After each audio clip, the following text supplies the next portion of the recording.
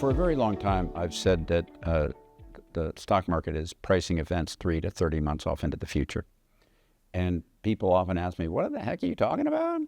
And the reality is the market is, in theory and in reality, a pre-pricer of all widely known information. And it's the things that happen in the 3 to 30 months ahead that will surprise us, but we don't quite recognize somehow, some way, that move stocks as a form of surprise. But the market's always trying to price in everything that will happen in the next 3 to 30 months. Sometimes on the very short end, that 3-month part, sometimes off toward the long end. That's when we tend to be more optimistic and less afraid, the 30-month period.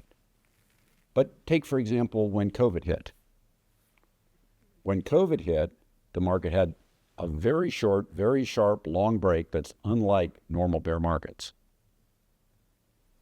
that immediately skyrocketed back up like an oversized correction. Short, sharp, didn't last long, and reversed just as quickly as it came in a perfect V-like pattern, such that what it was pricing was the lockdowns, which actually didn't last very long, but were a complete surprise to all of us when we got governmentally locked down. As I've often said about that period, the economic decline was not at all like a traditional recession, even though the official powers that be only measure, yes, it's a recession, no, it's an expansion. Yes, it's a recession, no, it's an expansion. So officially they categorize that as a recession.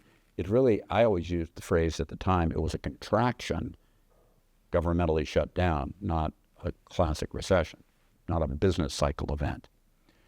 If the governments had not locked everybody down, we could debate this, and I don't want to debate it because there's no point in debating because it's going to be argumentative with no way to get a conclusive result. But the fact of the matter is, if we hadn't been locked down, we would have gotten a different economic outcome. We could debate what that is, but we wouldn't have gotten the one we got. But like the lockdown with COVID and the short, sharp break in the stock market that was more like an oversized correction than a traditional bear market that has long duration tied to an economic cycle, the market's pricing out what's ahead of it.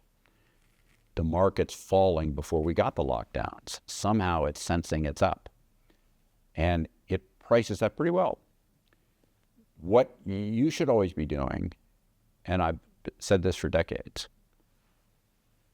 the market's pricing all widely known information. It doesn't matter what you think about how the Israel-Gaza conflict would impact stocks, because everybody else is already focused on that and priced it in. It doesn't matter what you think about the election of 2024, because everybody else has already got that priced in. Whether, in this case, Vice President Harris or former President Trump will do better or worse or win or lose. That ain't going to help you a whole heck of a lot here. Why? Because the market pre-prices out all that stuff. What you should focus on always is what is it that's going to happen in the next 3 to 30 months that isn't what everyone's talking about. It's always what everyone isn't talking about that will move stocks. And that's where your focus should always be. Thank you for listening. This is Ken Fisher. Subscribe to the Fisher Investments YouTube channel if you like what you've seen.